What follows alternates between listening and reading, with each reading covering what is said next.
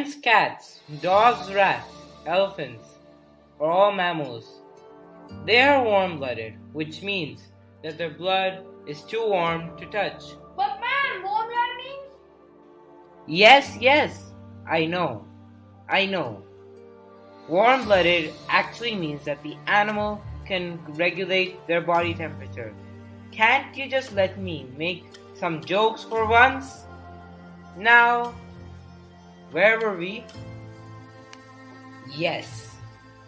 Instead of laying eggs, mammals also give birth to live babies. That means babies come out of the mammal and start living. Fun but not so important fact. Only monotremes are the mammals that do not give live birth. This made explorers think that they were some kind of bird or reptile. Mammals provide milk to their offspring via the mammary glands. Milk is a rich source of energy and nourishment to young ones. That is why your mother forced you to drink milk when you were a small child.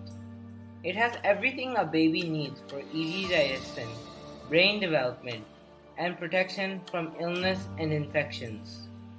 They are really furry and hairy, which insulates them against the cold. Some mammals have sweat glands, making them very sweaty. Sweat helps in stamina regeneration and cooling down of the body. Mammals have the most complex brain, with an organ of neocortex unlike the stupid fishes and amphibians. They are heterodonts, meaning they have molars, premolars, canines, and incisors in their mouths. Don't trust me? Consult your dentist, but I hope you're not afraid of them. They have a man, this is hard to pronounce. Diaphragm. Whatever is a feature that no other group of animals have. It helps us in breathing. Oh wait, I forgot to tell you something very important. Mammals are divided into three groups: placentals, marsupials, and monotremes. You can guess where we belong. Oh, now we will come to the evolutionary part, which is extra scientific. I don't even know if you'll understand it, but my work is to overcomplicate things. Mammals are a group of amniotes. Amniotes also include birds and reptiles, which diverged from mammals in the Carboniferous period. But the mammals group is specifically called synapsids. It's history time! Synapsids were dominant living beings in the Permian period, not as mammals, but as pelycosaurs. These proto-mammals were mostly wiped out in the most devastating mass extinction, the Permian extinction. Thanks to the ability of burrowing, a couple of small synapsids survived, and some, like Listosaurus, thrived after the extinction. These smart beings were proto-mammals, which were the transition between synapsids and mammals. One of them was called Megastrodon. They remained small due to the threat of dinosaurs, which annihilated them. By 150 million years ago, mammals developed fur or hair. Finally, in the Cretaceous period, monotremes appeared. Yay! Even though their ancestors diverged from other mammals in the Triassic and developed electric location and bioluminescence. Later, in the late Cretaceous, placentals developed placentas and marsupials developed pouches. More yay! That's the reason I like the Cretaceous. But I hate this period as well because this period brought the extinction of those dinos. In the next era, Cenozoic, the mammals along with birds became dominant life forms. They filled virtually, not that computer type, all the niches due to a lack of competition, as all other giant dominant vertebrates were wiped out, with primates, rodents, ungulates, carnivores, bats, etc. filling these empty niches. One group of ungulates started to develop aquatic traits and eventually became the group known as cetaceans. Cetaceans consist of whales, dolphins, etc.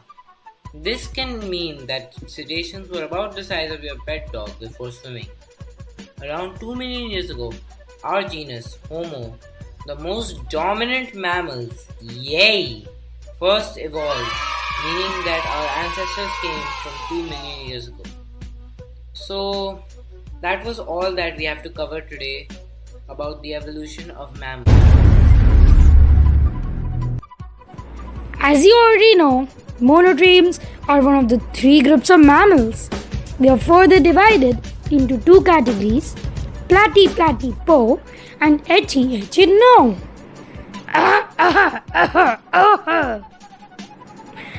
I mean platypus and echidna. The unique fact about monotremes is that this is the only group of mammals that lay eggs, which made Europeans think that they were some type of bird or reptile. But you already mentioned this in the last video. So what's the problem mentioning again? You're just spoiling my mood. Better you keep quiet. So yeah, these creatures are only found in Australia and New Guinea. So we can only see wild monotremes in the land of Down Under and the island over it. They also have bioluminescence, which means that they glow in the dark. They have an extra bone in the shoulder girdle, which is the group of bones which connect the arm to the shoulder. These mammals are toothless in adulthood. I have a doubt. Do monitoring that teeth in childhood? I asked you to keep quiet. By the way, the question is important, so I won't mind answering it. The answer is that the majority of monotremes are adults. The reason for monotremes being toothless is because of electroreception. These are weird animals which possess the ability of electroreception, which detect the electric fields of animals. So you can't attack a monotreme. But they use it mainly to find food. They have a lower metabolism rate than the other mammals.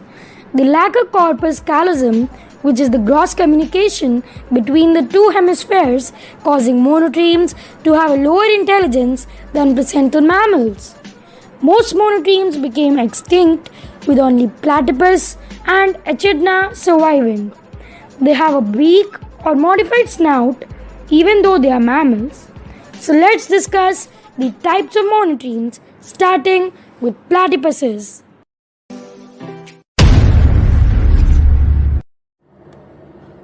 Platypuses are one of the two groups of monotremes with only one species, Ornithorhynchus anatinus, or the duck-billed platypus. They are very weird creatures and look like a combination of animals, having a beak of a duck, feet of an otter, and tail of a beaver. That's disgusting. When it was first discovered, people thought that someone pulled a prank on them and sewed a beak of a duck onto an otter.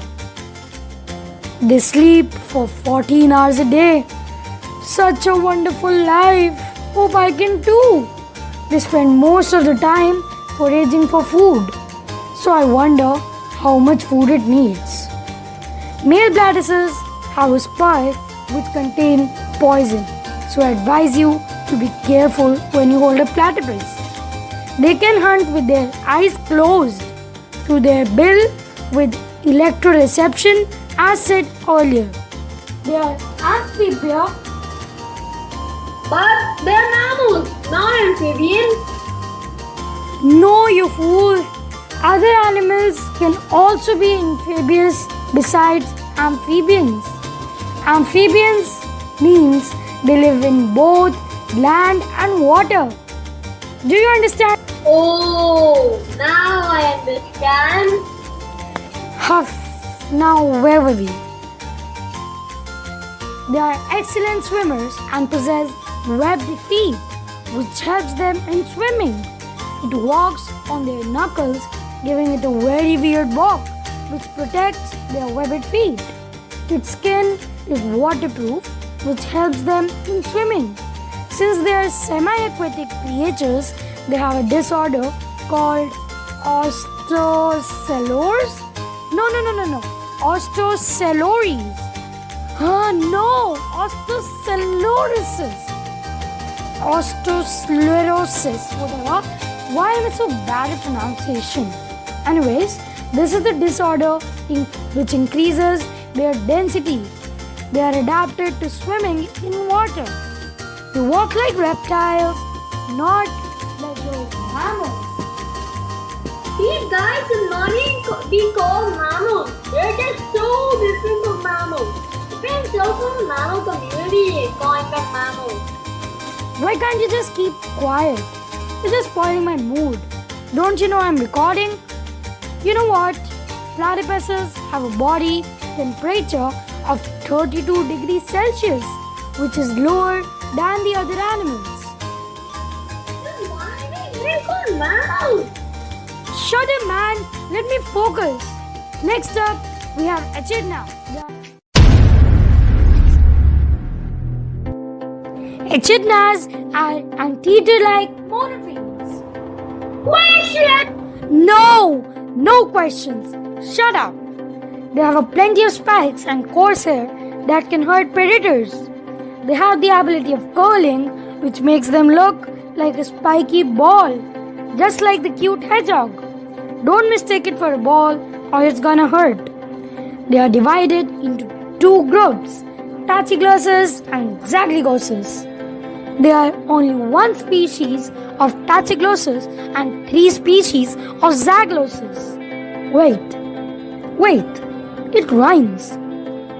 Tachyglossus, zaglygossus, tachyglossus, zaglossus. Why am I being so musical today? Whatever, there's another group which is extinct. It was called Megalovia. What a weird name. They are solitary creatures that don't like to stay in group. They have a good sense of hearing and smell. Do they also have good eyesight? Can you please stop interrupting me? Echidnas have poor eyesight as they have the sense of electroreception which they use to sense food. Echidnas have a primary diet of ants, termites, and other invertebrates. They use their sharp claws to rip open termite mounds and use their tongues to capture and eat termites. They are good swimmers despite their appearance and expose their snout and its spines. Its average lifespan is 14 years to 16 years. What a short life. Humans begin to grow at this age. The neocortex only covers half of the brain in an echidna, unlike other mammals with 80%. Let me check out the script if I have anything else left. Oh yeah, I forgot to tell you something. Echidnas have the second lowest body temperature in mammals, which is 33 degrees Celsius. What separates a marsupial from other groups of mammals? Their main distinction from other mammals is that marsupials give live birth in a pouch, in which the joey stays for the first few months of his life. What is that you say? What's a joey? Well, a joey means a baby marsupial. The pouch is specialized to give maximum protection to the joey. Even after coming out of the mother's body, joey live in the pouch until adolescence. Marsupials are found mostly in Australia and some parts of the Americas. Marsupials originated in the Americas, but due to a rafting event, a marsupial may have reached Antarctica, which was connected to Australia at the time. They became completely extinct in Antarctica due to, it being super cold, but they completely dominated Australia. They did grow in different continents, but the reason that they were only successful in Australia is due to the lack of placental mammals in the niches. Marsupials do not have the advanced nerves that connect the two hemispheres of the brain, called corpus callosum, which leads them to having a lower intelligence compared to placental mammals. There are some exceptions to this, like the Tasmanian devil and the now extinct thylacine or Tasmanian tiger. That we'll cover in part 2. The scientific name of marsupials is Metatheria. Marsupials are classified into 2 superorders, Australidelphia, Australian marsupials, and Ameridelphia, American marsupials.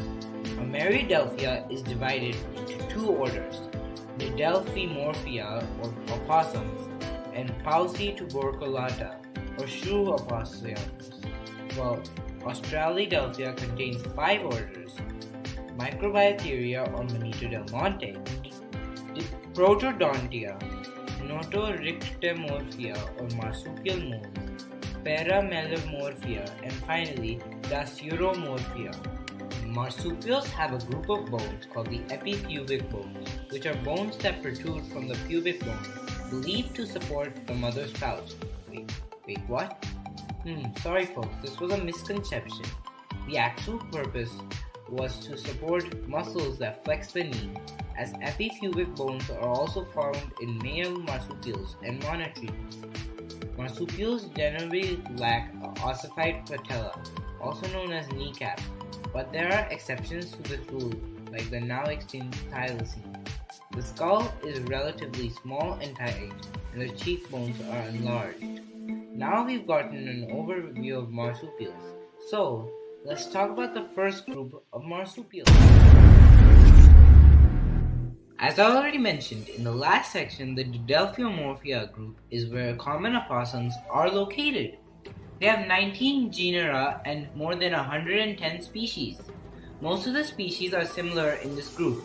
Most species are nocturnal and basically loners. They are good climbers and are generally omnivorous. However, opossums are practically useless at defending themselves, and when threatened, they basically fall down and play dead. They don't even purposefully play dead. Instead, this is an involuntary reaction when they're scared. Another really weird and confusing evolutionary trait is that they have completely flat soles, meaning that they walk with a limp. Overall, opossums are kind of useless, but are relatively successful thanks to their adaptability. Paucituberculata is the other member of the superorder Ameridelphia along with opossums. They are commonly known as shrew opossums. Besides the name, they are not much similar to opossums. They are only found in South America, while opossums are found in both Americas. Only 7 species and 1 group actually remain to this day. Unfortunately, the majority of this group have actually become extinct. No, that is so sad. Shrew opossums don't even have the main feature of marsupials. That is, they don't even have a pouch in the body. Yeah. It's a marsupial that doesn't even have their main feature. They are insectivores with a diet of insect, earthworms, and small vertebrates. Yeah, in the animal world, insects cannot really catch a break. Now, where were we? This group has long, sensitive whiskers to locate their prey. Shrew opossums have poor eyesight but good hearing, which they also use to locate their prey. You may be wondering why every animal with good sensory abilities they use to locate prey has terrible eyesight. The primary reason is that eyesight isn't needed in those animals, as they have a special ability and a good sense of hearing and smell.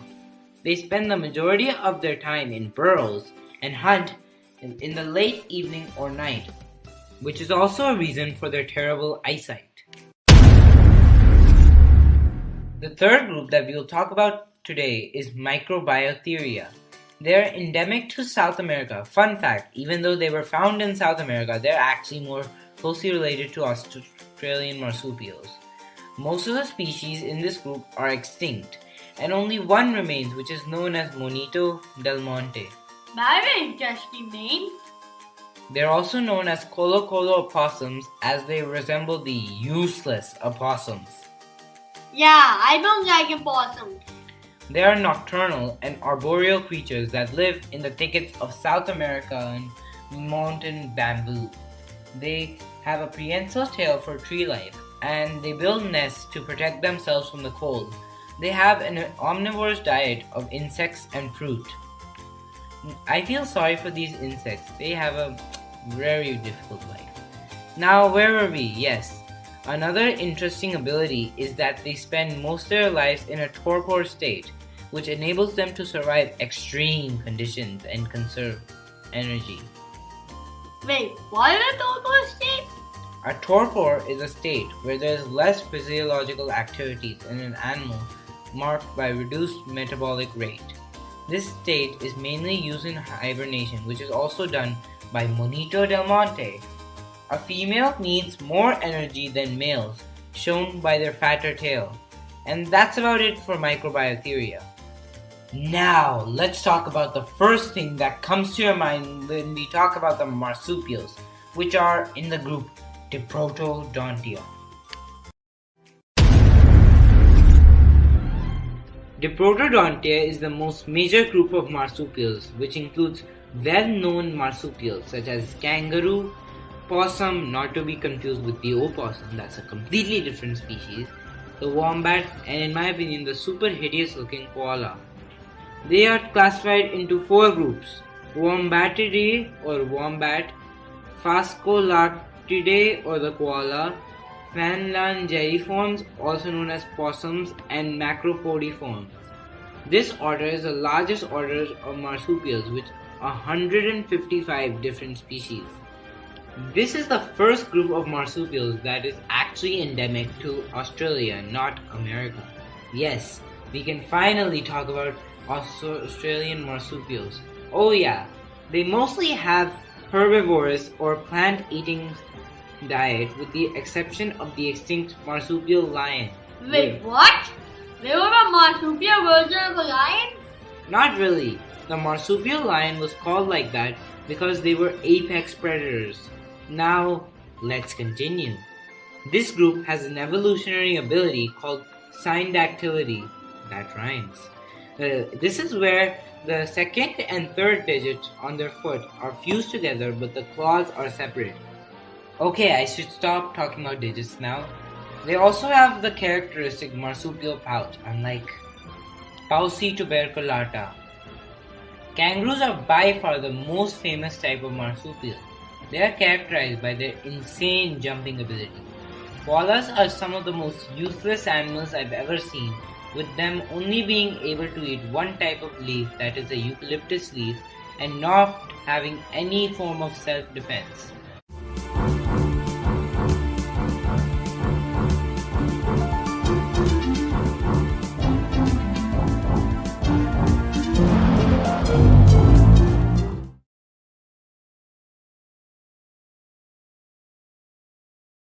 Hello everyone, I am back with another episode of marsupials. In the last part, we talked about the 4 groups of marsupials. So in this one, we'll obviously be talking about the remaining 3.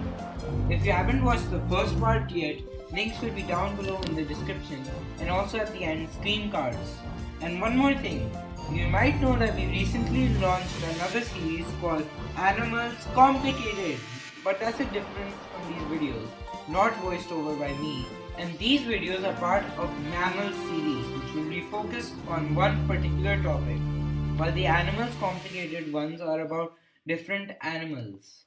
So they are not the same, you know. Now let's talk about the 3 remaining groups of marsupials, in of course a complicated way.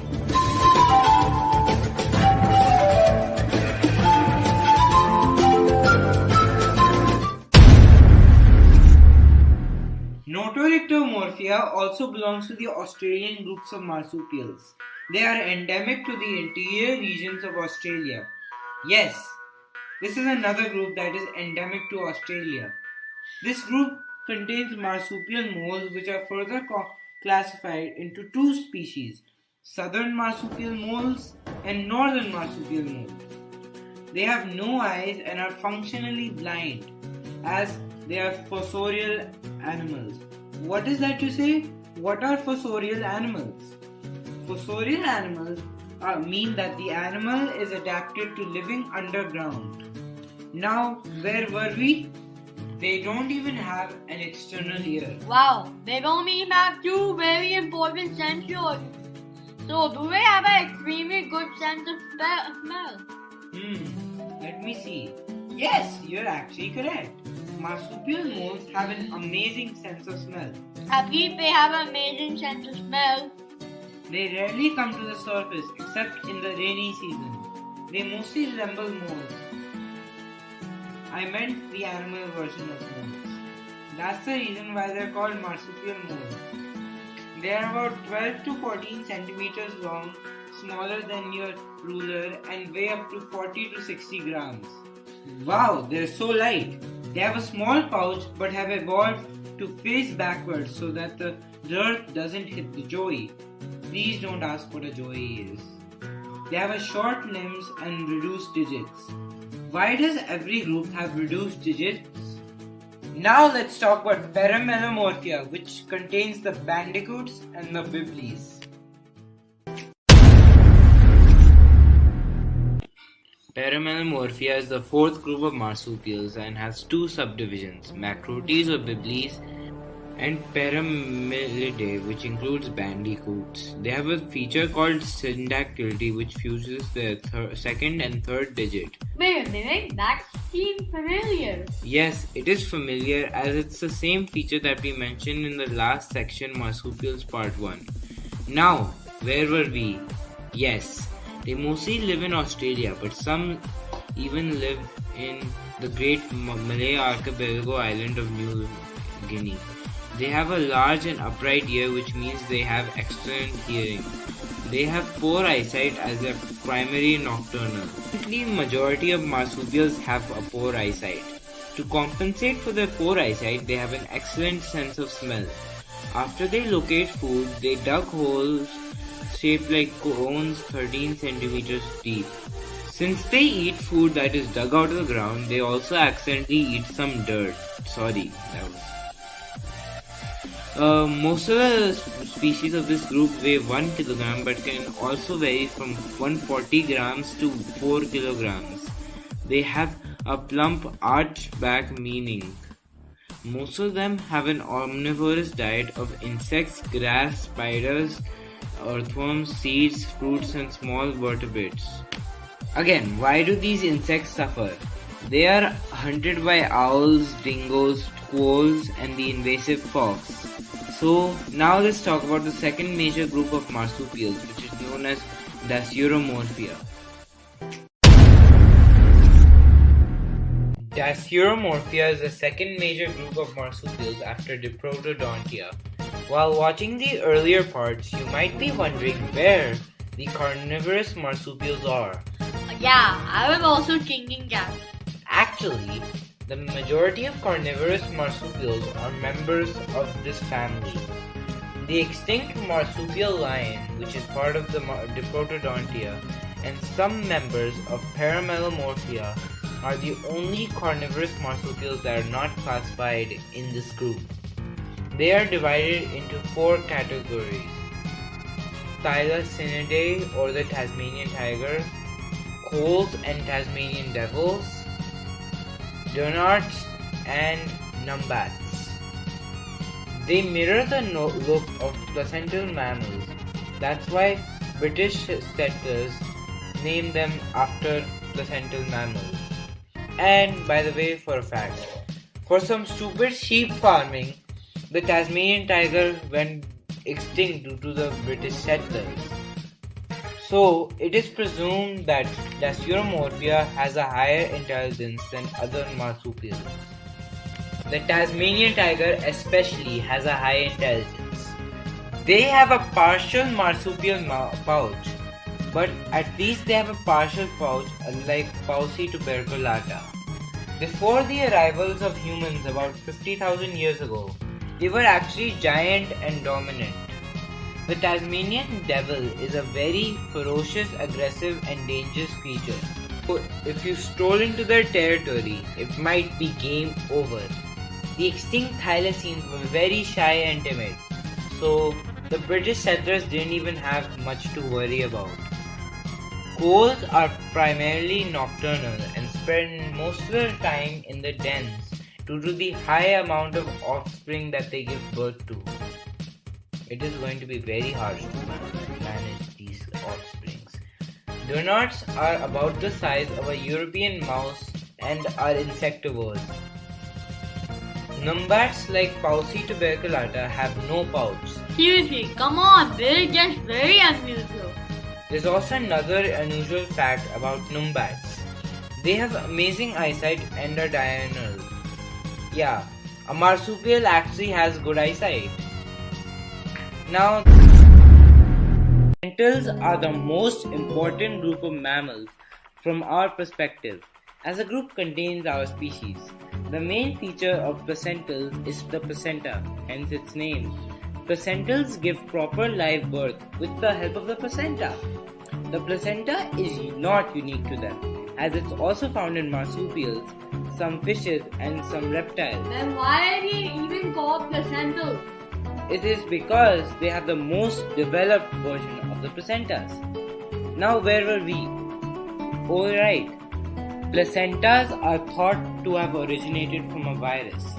This is a perfect example of a blessing in disguise, by the way. Live birth serves an important purpose to protect the developing embryo from predators, like egg-laying animals who have to build a nest and watch it 24/7 to protect the egg. Placentals are divided into 4 groups. Xenarthra, which includes anteaters, sloths and armadillos. Afrotheria, which includes elephants, manatees and aardvarks. Loristheria, which includes bats, carnivores and a majority of insectivores. And finally, Euarchonta glirris, containing rodents, rabbits, primates, etc. Placentals are the only remaining group in a clade known as Eutheria. What is that, you say? What is a clade? A clade is a group that has a common ancestor. Eutherians originated in the Jurassic about 170 million years ago, with true placentals originating in the late Cretaceous. They began to flourish in the Paleocene period, after the sad extinction of the dinosaurs. Xenarthra and Afrotheria diversified in South America and Africa, while Loristheria and Euarchonta glirris diversified in North America, Asia and Europe. When South America got connected to North America and Africa to Eurasia, these groups expanded. Some placentals expanded to another continent via rafting. For example, primates. Alright, enough of history now. Another primary feature of placentals is the absence of epipubic bones, which flex the knee found in marsupials and monotremes. They also have a large opening in the pelvis which allows for the birth of a large baby. Most of the features in placentals that are different from other mammals are related to babies. Okay, now let's talk about sloths, anteaters and armadillos, starting with the incredibly slow sloth. The first animal that we will talk about in Xenarthra is sloths. These creatures are notorious for their incredible speed. In such sarcastic voice, they waste most of their lives dangling in the trees of the rainforest in Central and South America. Sloths are divided into 2 groups, Bradypus, also known as 3-toed sloths, and Coloepus or 2-toed sloths.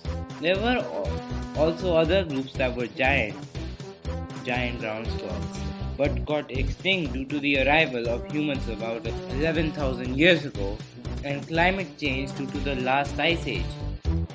Yeah, humans are basically the cause of most animal extinctions around this time. Sloths have a low metabolism rate. The metabolism rate is so low that it takes a full month for a sloth to digest a full meal. A full month! In humans, it only takes about a few hours. As you may have figured out by now, this digestive process is incredibly inefficient and uses a lot of energy. Due to this, sloths move incredibly slow. They are so slow that the predatory harpy eagles and jaguars have a hard time actually seeing them. Well, if it works, it's a good digestive strategy, right? No, it didn't. Algae lives in the shaggy coats. It helps the sloth to camouflage and provides it nutrients. Despite their name, two-toed sloths actually have 3 digits on their feet. Then why they even got 2 slots? The only reason they come to the ground is to poop. Surprisingly, they are good swimmers and can swim up to 13.5 meters per minute. Wait, what? They use their long arms to paddle through water and can easily cross rivers and swim between islands. Besides leaves, they also eat insects, fruits, and lizards.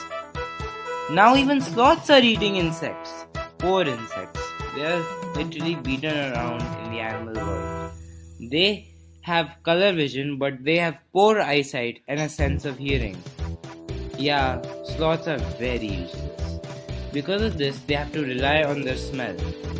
Now let's talk about the sloth's closest relative, the anteater.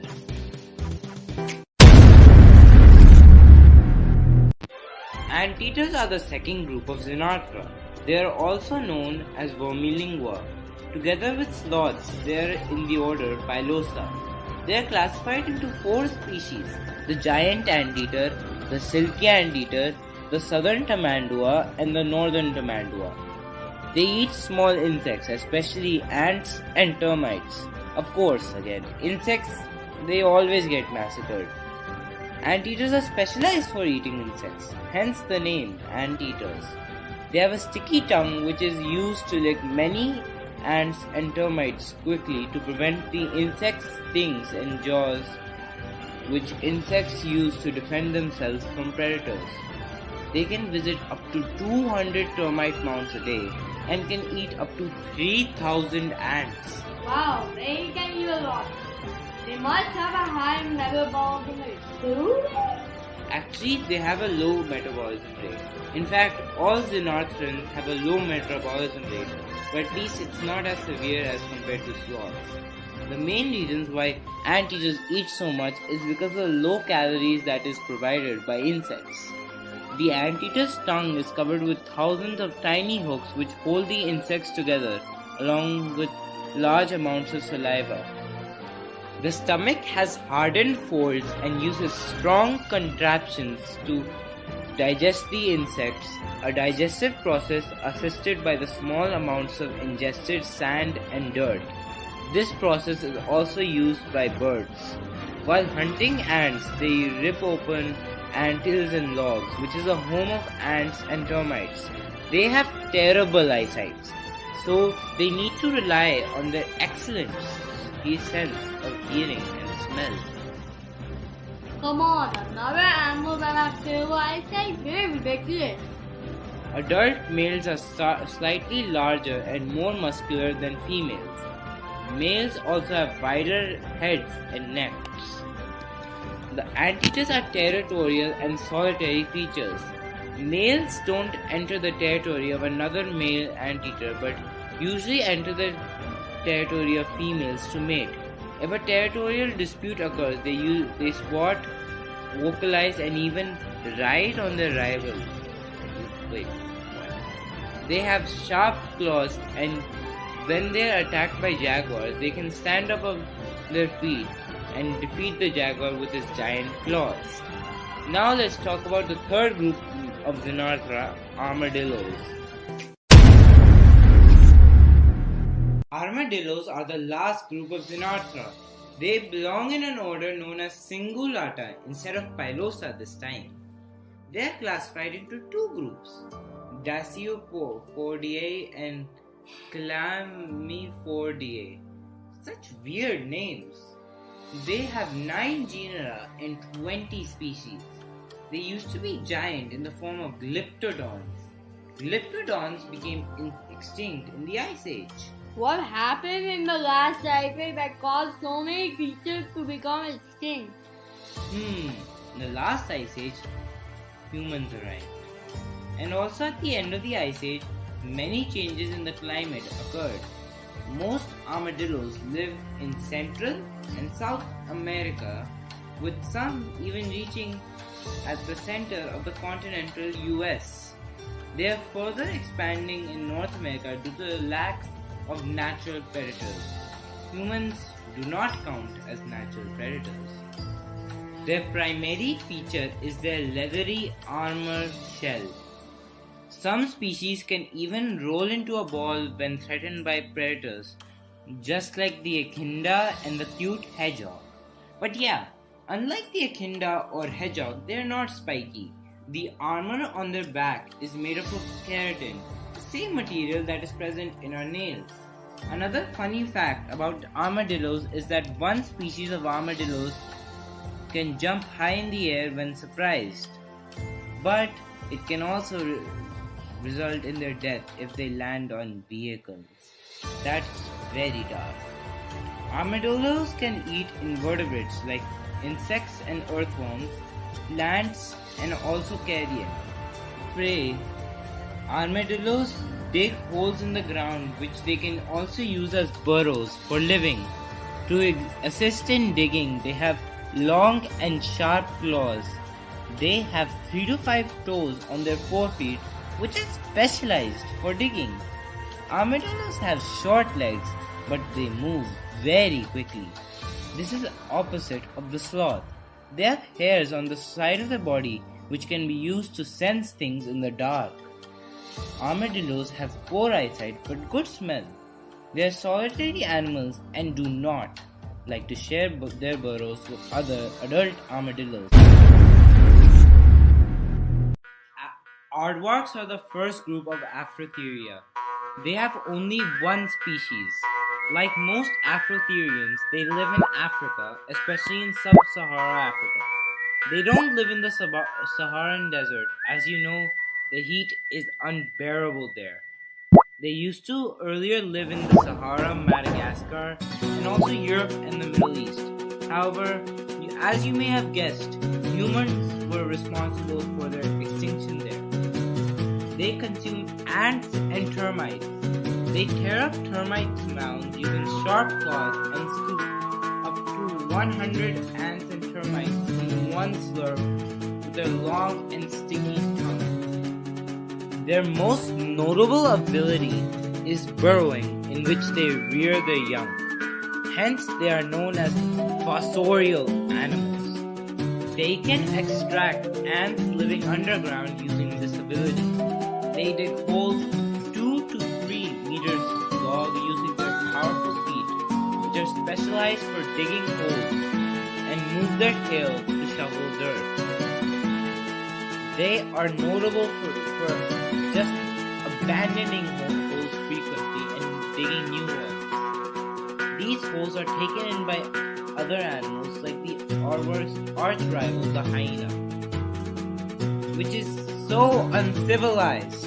So basically, we're taking advantage of other part of that thing. Now, okay, where were we? Oh yeah, they come out of their burrows at night. They have pig-like snouts which can sniff food and help in foraging. Their teeth lack incisors, canines, and enamel. You probably need to consult your dentist on this again. They are good swimmers and are also known to traverse strong rivers. Okay, I guess that's enough for the aardvark. Now let's talk about Afrosauridea, which includes tenrecs and golden moles. Next group that we will be talking about is Afrosauridea. It contains many insectivores and it is a very diverse group. They are divided into 3 groups: otter shrews, tenrecs, and golden moles. They closely resemble true shrews. But we will talk about true shrews in the 3rd episode of Placentas. Afrosauridea have poor eyesight. The golden mole doesn't even have external eyes. They are functionally completely blind. It is because they can sense minute vibrations in the ground using their very, very, very sensitive whiskers. These whiskers are used in finding food and mates. They are primarily fossorial, but they can live in land, water, and trees. For example, the webbed-footed tenrecs spend most of their time in water. They are also nocturnal, which is also a reason for their terrible eyesight. They consume insects, which is their primary diet. Their main predators are owls, snakes, and many mammalian predators. The various species in this group vary from 4 centimeters to 39 centimeters in length, and the color of their fur is dirt brown. Tenrecs are by far the most diverse group in this clade, but are only endemic to Madagascar. The otter shrew is semi-aquatic and carnivorous. It resembles otters. It's kind of obvious. It also lives in rainforests and the swamps of the Congo. The golden moles have powerful claws and dense fur, which repels dirt and moisture. Golden moles seem like they're very similar to marsupial moles. Anyways, now let's move on to the next group, Macrocelidia, or the elephant shrews. Macrocelidia is the third group of Afrotheria. They are divided into two groups, giant sengai and Macrocelidae. They are also known as elephant shrews because they have a trunk like the elephants. This trunk is used for searching for food by using their good sense of smell. They flick their food into their mouth by using their long tongue, which is much like the anteater and the aardvark. Their main prey is of course insects, and they also consume spiders, fruits, and earthworms. However, to consume earthworms, they have to pin them to the ground and chip it with their very, very large canines. Ugh, gross. Most species regulate their body temperature at 35 degrees Celsius, but the elephant shrews manage to balance the heat offload by increasing the EWL. What is that, you say? What is the EWL? That? I'm also wondering that. Let's see. EWL is the water loss created by evaporation. To protect themselves from predators, elephant shrews have the ability to camouflage and are extremely quick. It would be a problem for wildlife photographers. In fact, it is a problem for wildlife photographers. They are one of the fastest Afrotherian mammals, reaching up to a speed of 28.8 kilometers per hour because of their long legs. They are the most intelligent insectivorous mammals, with them being about as intelligent as primates. They are very territorial and solitary creatures, with them driving other members of the same gender, but allow other members of other gender to enter for the sole purpose of reproduction. The baby lives with the female for the first 41 days. After 41 days, they just abandon them. What? Well, the offspring doesn't really require the parents, as they are able to move after 5 days. Compare that to the uselessness of human babies. They dig tunnels underneath the undergrowth to protect themselves and also to patrol the tunnels for insects. They prefer to make burrows in sandy soil and semi-arid desert, dry grass and shrubland. Now let's talk about the most famous member of Afrotheria, the elephant. Everyone knows what an elephant is, which we will be talking about after elephant shrews. Elephants are by far the most famous Afrotherian mammal. They were thought to be related to ungulates, but actually belong in Afrotheria. The elephants compose of two species, Asian elephants and African elephants. African elephants are the most well known of the two and are what you may generally associate with the elephant. The elephants are in an order known as Proboscidea. Most of this order went extinct in the last ice age due to, humans, such as the woolly mammoth, which all of you may have heard about. Their most prominent feature is their elongated nose, known as the trunk. The elephant's trunk works as a fifth limb and is used to smell, drink water, and grab things like plants.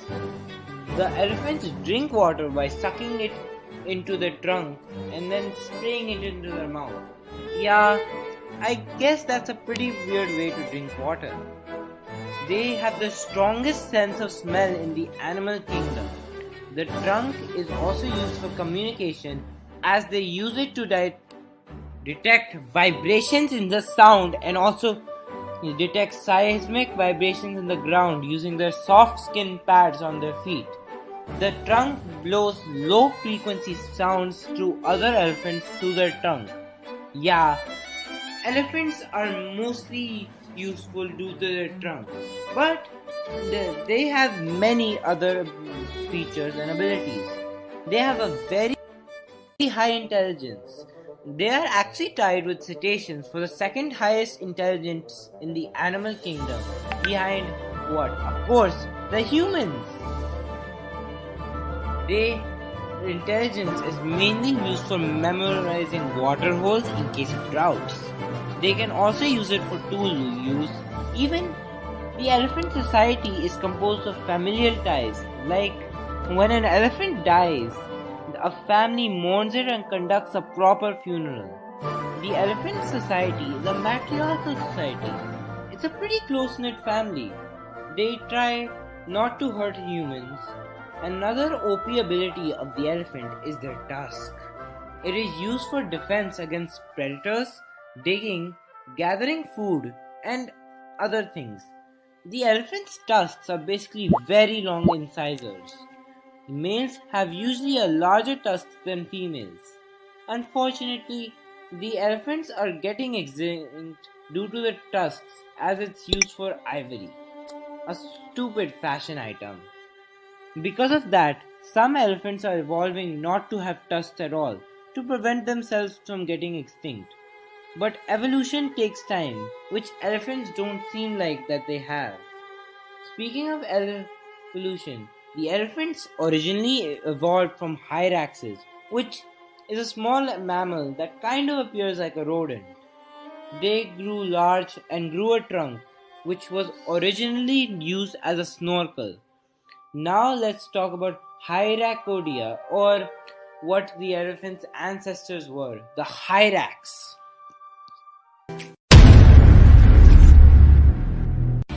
Hyracodia or hyraxes is the fifth group of Afrotheria.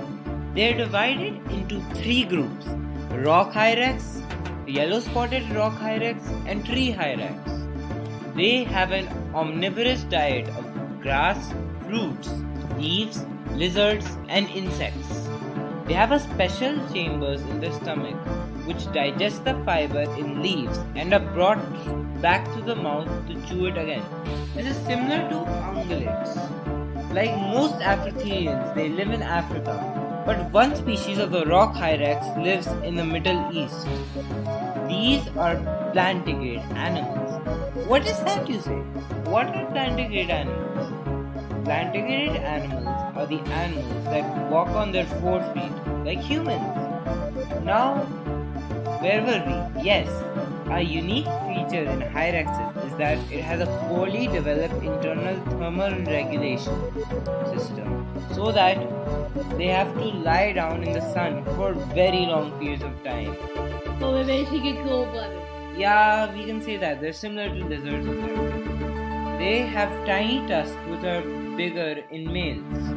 Most mammalian tusked animals which have overgrown canines, the hyrax's incisors are overgrown. The upper incisors continuously keep on growing teeth like the rodents, which we will talk about in Placentals episode 4. The teeth are specialized for eating plants, with the molars being used for eating leaves. Now let's talk about Sirenia, which are the aquatic members of Afrotheria. Sirenia is the last group of Afrotheria which we will talk about. It contains marine members of Afrotheria, that is, the members which are mainly found in water. They are divided into three groups: dugongs, manatees, and now the extinct Steller sea cow. Together with elephants, they form a clade known as Tethetheria. They evolved from Proboscidea and started living in aquatic using their trunk as a snorkel. To reduce the drag or friction exerted by the water while swimming, they have a large and fusiform body. The tail is raised up and used to move forward or twisted to turn. In manatees, the tail is shaped like a paddle, but in dugongs, it is V-shaped. So they are used for propulsion. Yes. However, since they are mammals, they do have to go to the surface in order to breathe. This is kind of like whales. What about sleep? While they are sleeping, they just shut down one hemisphere of their brain, while the other hemisphere guides them to the surface. In total, they rest up to 12 hours a day, but they are not quite able to get total sleep. Their diet is of seagrasses, kelp, algae, and other aquatic plants. They eat a lot of seagrasses, about 5% of their body weight every day. They are able to eat a lot due to their strong lips. It is used for grasping and gathering food. They have hairs on their body known as vibrissae, which is a sensory organ used to detect things in the environment. Carnivora contains many well-known carnivorous mammals. They are divided into 7 groups: Canidae, which includes dogs; Ursidae or bears; Mustelidae, which includes mustelids; Pinnipedia, which includes seals; the African palm civet; Phyllodia, which includes cats and insects; and lastly, Viverrodia, which includes hyenas, mongooses, and viverins. This order is the 5th largest order in mammals. They have carnassial teeth with sharp incisors and canines that are thick and stress resistant. So let's talk about their evolution. This order first evolved in North America from insectivores around 60 million years ago, just after the extinction of dinosaurs. This is a great example of how mammals became dominant after the extinction of the dinosaurs. The major groups of this order diverged from each other in the Eocene and Oligocene epoch. Terrestrial carnivores have soft pads which they require to ambush prey. In seals, the limbs have been modified into flippers for swimming, unlike in cetaceans and sirenians which have modified tails. Canids are the most popular carnivores, which includes your pet dog. They also hunt in packs. Mustelids are classified by their skull and teeth. Phyllodia, which includes cats, have retractile claws used for gripping when attacking prey. And lastly, Viverrodia includes mongooses and hyenas.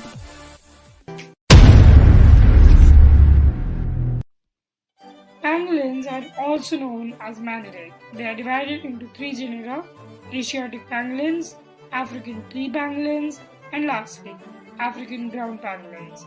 They are the only surviving family in the order Phyllodia, which is closely related to Carnivora.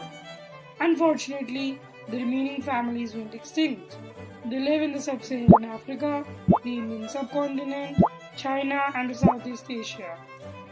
They have scales on which are used for protection against predators when it curls into a ball. These scales are made up of keratin. They are also bulletproof.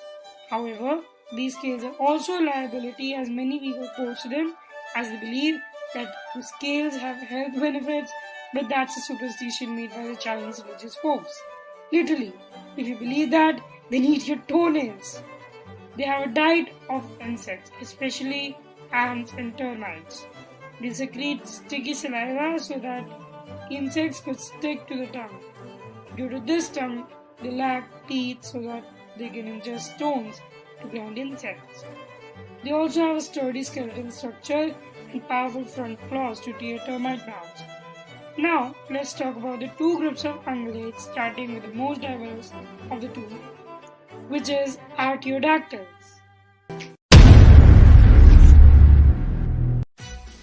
Artiodactyla is the most common and diverse group of ungulates. They are also known as even-toed ungulates. They are classified into 5 groups: Pilopoda or camels, Suina, which includes pigs and boars, Hypomorphia, which contains of whales and hippos, Tranquilidae or mouse deers, and lastly, Pecora, which includes giraffes, pronghorns, deers, cattle, goats, antelopes, etc. They bear their weight equally on 2 out of 5 digits. The remaining digits are useless. They are also quadrupeds, meaning that they walk on 4 limbs. Majority of this order are herbivores, but pigs are generally omnivorous, while cetaceans are usually carnivorous. They evolved in the early Eocene epoch, around 54 million years ago, in Eurasia. They used to be small herbivore mammals that usually ate leaves. However, they further evolved when grass appeared in the Miocene epoch, which resulted in pecorins developing very complex stomachs with many chambers. They formed a symbiotic relationship with gut bacteria, which break down the cellulose in grass into nutrients and also helps provide energy to the pecorin by its metabolism. Getting back to the evolution of artiodactyls, cetaceans evolved in the Indian subcontinent around 50 million years ago. From ungulates, when their ancestors Ambulocators started hunting prey underwater and on land like crocodiles and eventually lost their limbs. Artiodactyls arrived in South America in the Pliocene through the Isthmus of Panama. These animals have eyes in their sides so that they can see predators coming from the behind and also have a good sense of hearing and smell like a lot of animals. Perissodactyla is the other group of ungulates that we'll talk about. They are divided into 3 groups: Equidae, which includes zebras, horses and donkeys, tapirs and rhinoceroses. They bear their weight on the 3rd or the 1st digit. That's why they are known as odd-toed ungulates. Just like artiodactyls, the remaining digits are useless. Instead of having multi-chambered stomach, they digest plant cellulose in their intestines. They originated in East Asia during the Paleocene epoch and reached India through a rafting event and South America during the Great American Exchange. Equids are by far the most popular odd-toed ungulates, which includes the zebra and the domesticated horse. They have a single digit which is used to make the horse quick. Rhinoceros have a horn which is made out of keratin. This is used for defense. However, rhinoceros are being opposed for these horns. Tapirs have prehensile nose, which is flexible and is used for smell and grabbing objects, kind of like an elephant trunk.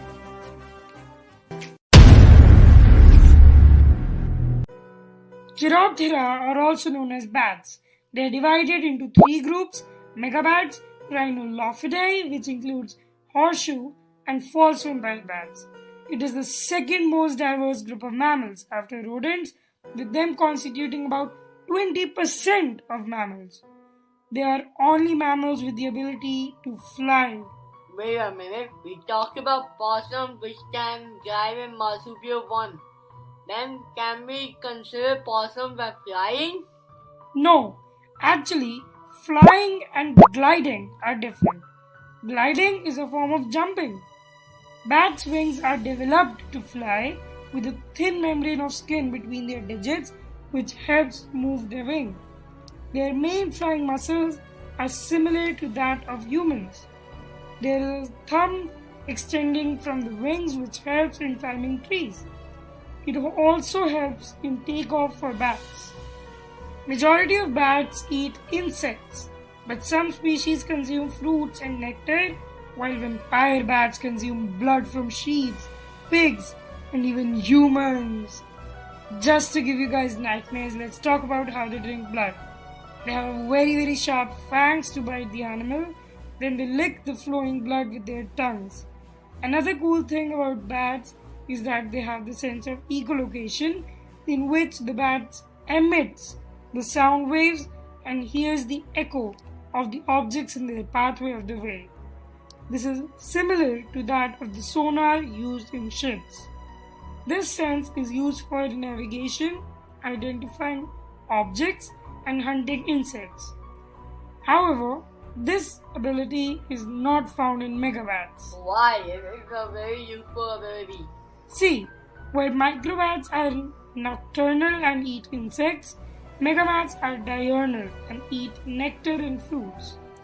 Lastly, bats have amazing disease resistance, meaning that their immune system is very strong, resulting in them having no symptoms of disease that are very deadly for us, like rabies, Ebola, and of course, COVID-19.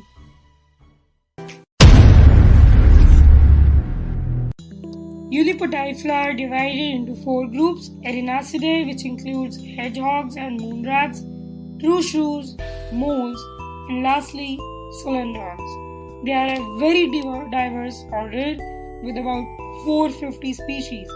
They are insectivorous. This is the main group that eats insects.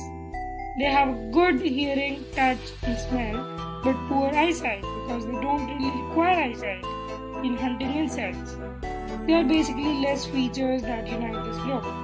So let's talk about the various groups of Ulipotyphla. Erinaceidae, which includes the cute hedgehog and the moonrats, has spines in their body, which is made out of, once again, keratin, is used for defense when they roll into a ball to protect themselves, and also when they hibernate in a torpor state.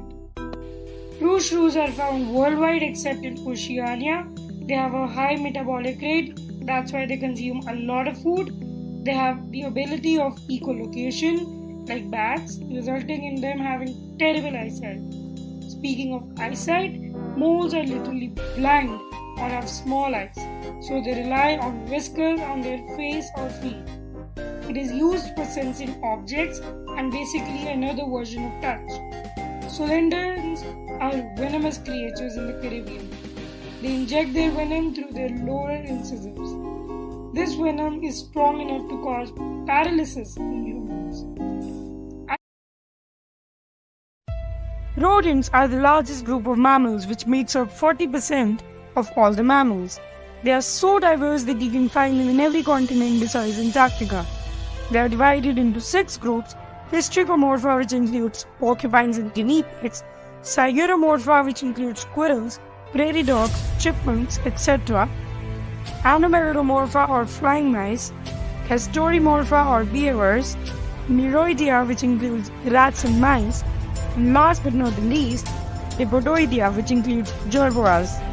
Their main feature is that their incisors keep growing, hence they continuously chew hard materials like wood to prevent it from being a liability. In some species, the molars also keep on growing along with the incisors. Another ability of rodents is that they have a cheek pouch in which they store food, but true mice and pesky rats don't have this feature. It can also be used for cleaning. They also have a well-developed sense of hearing, smell and vision, and also whiskers, which help them to detect things. This is why rats are so pesky. Most rodents are herbivorous, feeding only on plant material. Some are omnivorous and a few are predators. And lastly, they have a high IQ, which makes them a huge problem for us humans. Due to this, they can even communicate with each other through squeaks and chirps and also through ultrasound. Lagomorpha is divided into 2 groups: Leporidae, which includes rabbits and hares; Aucodonidae or pica. They evolved in Asia in the Paleocene epoch and diversified in the Miocene epoch. By the late Eocene epoch, the first leporids appeared, while picas appeared in the Oligocene epoch. They are herbivorous, and like rodents, their incisors also keep on growing. Thus, they also have to keep on chewing fibrous food. Their digestion of plant cellulose begins in the molars and continues in the stomachs and small intestine. Here, nutrients are absorbed and food is diverted into the caseum.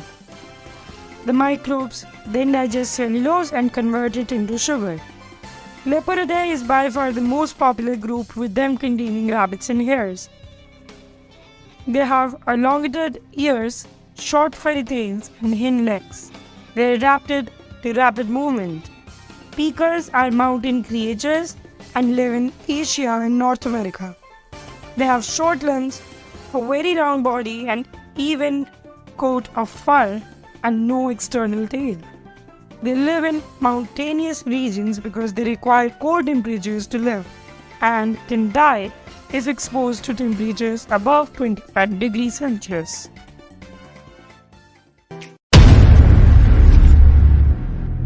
Tree shrews are divided into two groups, Eupidae and the pentail tree shrews. They are native to the forests of the Indian subcontinent and the Southeast Asia. Tree shrews have slender bodies, long limbs, and sharp claws. They have long tails which are even longer than their body. They feed on, of course, the insects, small vertebrates, fruits, seeds, etc. Tree shrews can, interestingly, tolerate spicy foods like humans due to a genetic mutation. They mark their territory with their urine, gross, and their small families groups defend it. No, not the urine, the territory. Females can give birth to 3 young ones in nests, which are born blind and hairless but are able to leave the nest after a month. The female provides less care and only shows up to feed the milk. They have very good eyesight with acute senses of hearing and smell.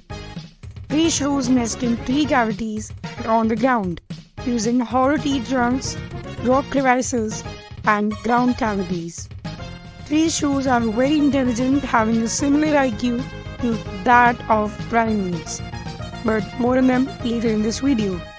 Most tree shrews are diurnal except the pentail tree shrew, which is nocturnal. Coligos have only 2 species, Sunda flying lemur and Philippine flying lemur. They are native to the forests of Southeast Asia. They have the ability of gliding. They glide up to distances of 200 meters. They have a large membrane of skin that extends between their paired limbs and gives them the ability to glide between trees. This membrane is similar to that of bats.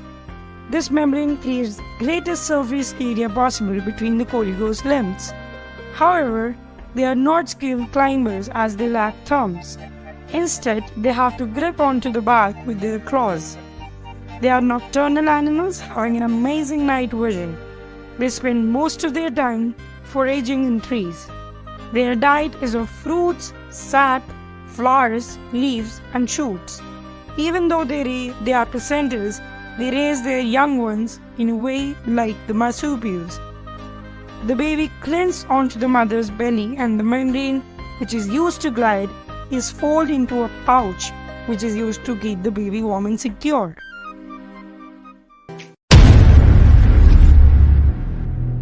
Primates contain many well-known mammals such as lemurs, monkeys, and even you, if you're a human.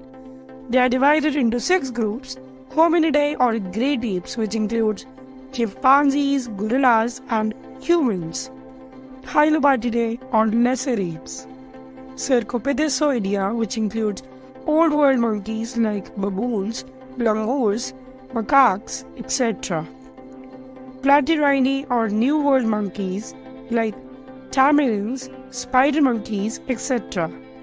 Tarsiformes or tarsiers, and lastly, Strepsirrhini, which contains lemurs, lorises, and bush babies. So their evolution goes like this.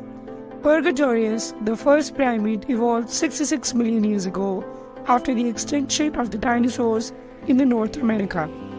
Primates arrived in South America, Africa, and India by rafting events. They came to Asia when India collided with Asia and returned to Central America during the Great American Exchange. All great apes genera diverged around the late Neogene period, and our genus Homo split from the chimps about 2 billion years ago.